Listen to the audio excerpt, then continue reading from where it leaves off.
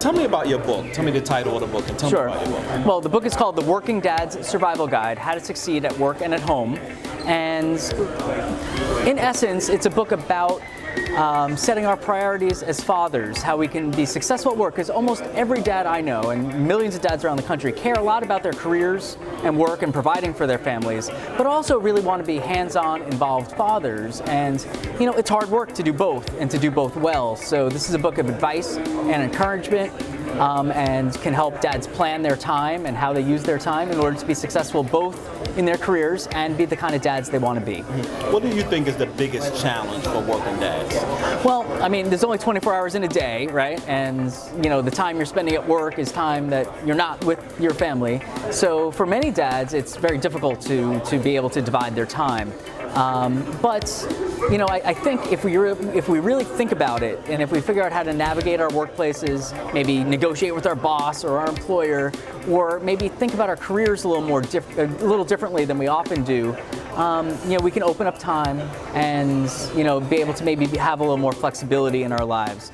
The other part is to make sure that when we're home, when we're you know, that we're not just exhausted from work, but we can be home and we can be present with our families, and we can really protect family time and make sure that, you know, we get enough of it. And, you know, I know, like, a lot of dads are working really hard just to make ends meet and to provide for their family, so it's hard to say, you know, that maybe we have to rethink our time. But I think that most of us can, if we have priorities and we put our time behind what's really most important for us, we can find enough time to provide for our families and be, you know, good, involved dads.